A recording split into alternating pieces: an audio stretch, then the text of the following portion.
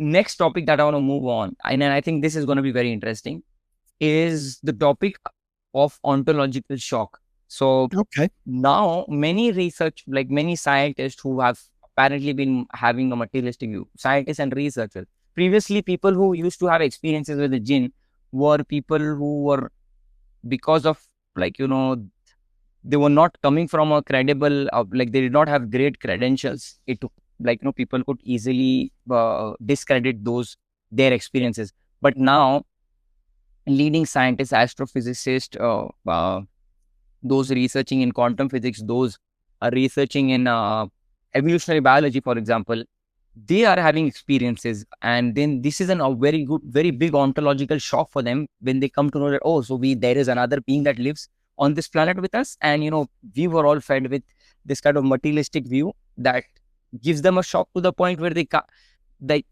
it gives them some kind of a depression or anxiety, and they can't even take that reality. Do you have anything to address about this topic?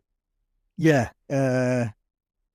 So I do actually think that this is important, because it goes back to something we discussed earlier about where this topic is actually going now. And I think that if just quickly, just to give a little foundational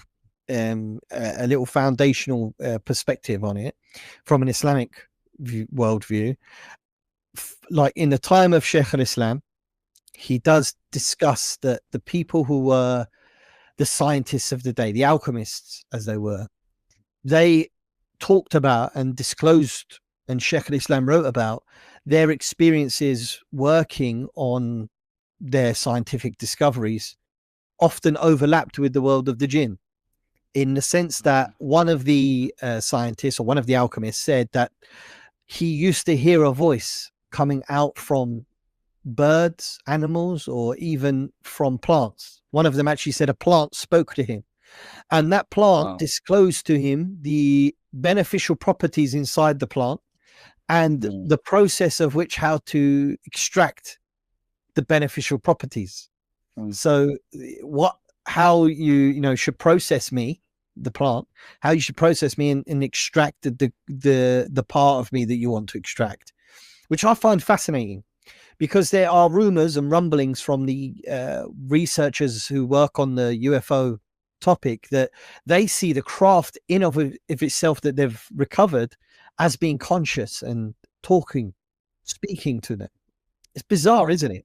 But when you have the story we have from 1200 years ago, roughly, of Sheikh al-Islam saying that they're working on plants and the plants were speaking, these guys are working on these craft and the craft is speaking.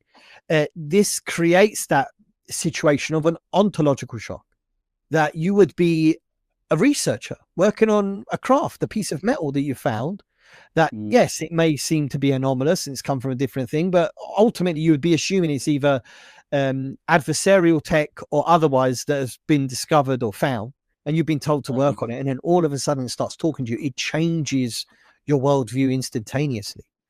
It would even change your view of what life actually is. A living technology sounds bizarre. It's not a stretch for us. We know from the time of Muhammad sallallahu alaihi wasallam that the jinn sometimes, not in every case, but sometimes would inhabit the statue. And he did command Khalid bin Walid to destroy one of the statues, which he did.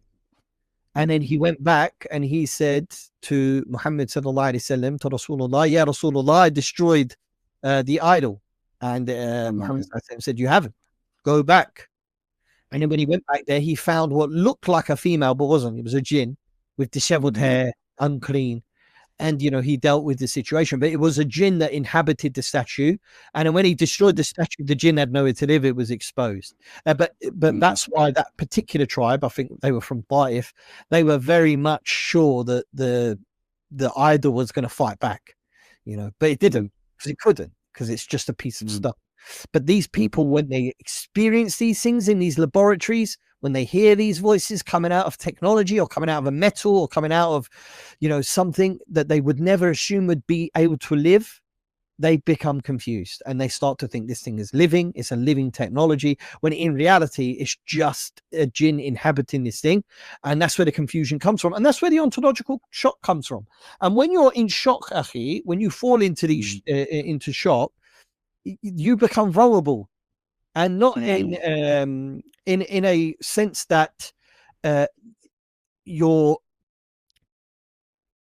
what was the track that you were on of understanding, the boxed in worldview that kept you straight, that I'm going this way and this is what I'm doing. Once you take away those walls, it's kind of like anything becomes possible then, because what you knew in foundational reality is shattered, and it can be replaced with something else, and you become vulnerable to a misunderstanding of the experience that you had. And you can be told or misled that these are, you know, the gods of old, as some of the people have claimed that the jinn or UFO phenomena is actually the gods of the Greeks or the gods of the, you know, Vikings, so Thor or whatever else. And this is the claims that have been made. Certain even the gods of the people of Pharaoh, it's been claimed that what these people inside these secret well, I always forget astaghfirullah, the program, they call it the program, yeah, but the legacy program, that these people are actually dealing with ancient gods. That's what they've said. They've said it out loud. Said these are them. And that can only occur when you shatter the world's view that you've had of reality, and it can be replaced and say, actually, these things are ancient gods. And people could believe it. Why? Because they've heard a ship of a flying saucer speak to them. You know, it's bizarre, isn't it? Yeah. So mashallah, like, you know, that was brilliant. I mean, one thing that, you know, I want you to cover, I think, which the audience would love it, and, you know, you covered it brilliantly previously, which I heard, and, you know, I also enjoyed it, was this case, one specific example of Mike D. Masters, and what kind of ontological shock he had, and he was an evolutionary biologist himself, and, you know, this shattered his whole understanding of reality in some sense. Can you give us that case? I'll mention it briefly because he does a really good job, and I think we'll probably link it on your show, right? But he actually goes through it himself, and his experience. He was, I think, an evolutionary biologist, if I'm correct, and he didn't believe in any of this sort of stuff. And when he had an event that occurred to him that he didn't know if it was real or not, he ended up having a conversation with a light in his garden. And he said it was a really bizarre thing.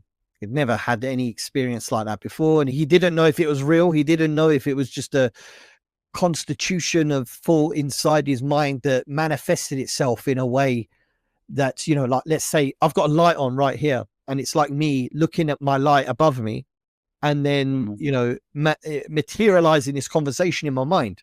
So he was confused as to what actually happened. But then later on, he was invited to speak at an event, and it just so happened that at the same time there was a UFO, or I mean, I may be getting some of the details wrong, so you have to forgive me. But in any case, he ends up at this event, and then he goes outside, and then what happens to him is that people that he knew or vaguely knew spoke to him, but it wasn't them; it was somebody else speaking through them in multiple cases, and their mouths were in sync. So they were all speaking, but he had one voice, but their mouths were all moving at the same time. Something bizarre like that happened. And he ended up in some sort of trance state. And then he had information that he said was almost downloaded to him.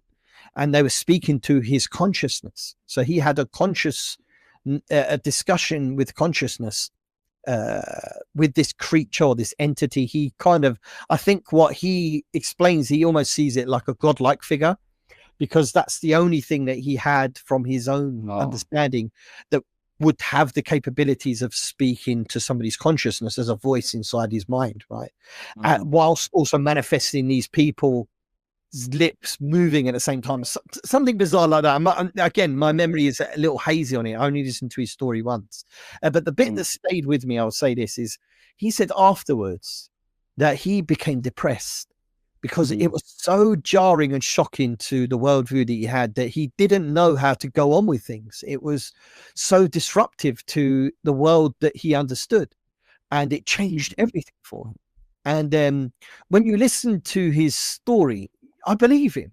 I believe that what he experienced was jarring enough that it changed his worldview, and he did have ontological shock. And the next day, he did see the guy who, because there was 3 of them, as a lady and 2 guys, I believe. But it wasn't them that was speaking; it was this entity was speaking through them. And then when he saw him, he said, "I saw the guy the next day, and I became very afraid." And because I didn't know how to deal with the situation, it was something so foreign and strange to me.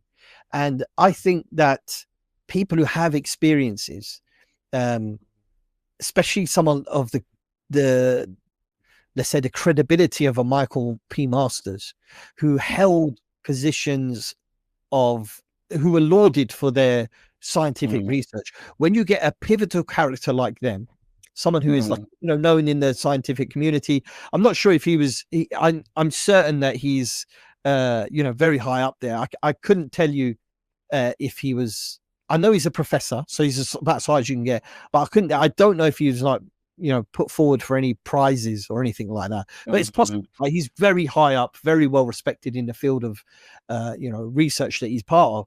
Somebody like him, a pivotal character in a academic scientific research, having such an event and then becoming vocal and speaking to others about it, it is a change of tide, if you ask me. It kind of changes the discussion, right, from having like there's him, and then there's also I always forget his name, brother, the guy who's Astaghfirullah wa tubu ilayh. He's a professor as well, and he was put forward for a Nobel Prize. He's a biologist. Gary Nolan. Huh? Gary Nolan. Gary Nolan. Thank you very much. Yeah. Gary Nolan, Michael Master, these are people at the forefront of their field of science who are becoming vocal about this. So we have the intelligence community whistleblowers, and now we have academic scientific researchers who are whistleblowers, who are stepping forward and speaking up about their experience and the shock that came with it. This, for me, is a change of tide, and that this is swaying towards more of that we need for them creating a need, shall I say, to investigate this from a scientific, rational perspective. And I think that, like, going back to what we talked about earlier, I think they are going to present this as almost godlike, where they're going to connect the mythology of the past to this topic and say, look, we can't look at these stories now as just mythos, but rather there seems to be some truth behind it, and that these creatures or this phenomena seems to be at the forefront of these stories from history, and that we should take seriously this topic and try to understand, or if not communicate with these things in order to understand their intentions, which will cause a mass ontological shock, i.e. there'll be a lot of people out there once the scientific community gets behind this, and we have changes. I was talking about this yesterday, but we have a change in education whereby the children at a very young age are educated about the phenomenon. They're brought up knowing about it. That's going to have to be a very quick change of shall we say, culture in the education sector. Right. And that's going to be shocking for the people that are older, not so much for the youngsters, but a lot for the older people who have lived their life in this box. And once you shatter that worldview, once you shatter that worldview, Akhi, anything goes, and people will come. This is what it is. This is what it, and you're going to create like this almost hybrid understanding of reality, and that's where Islam comes in, bro. And IRIP as well. I'd say us being here, us having a platform to discuss this topic openly, without mockery, without, and allowing people to tell their stories and hear their experiences, whilst we provide them with the foundation of what this thing is, and a foundation, a kind of like an anchor point of reality, that no matter how wild and crazy it's going to get out there. I mean, it's been crazy last few years, right? Starting with lockdown, then we had the transgender phenomena that spread through a lot of people, out of nowhere, people were chopping their body parts off and changing their name.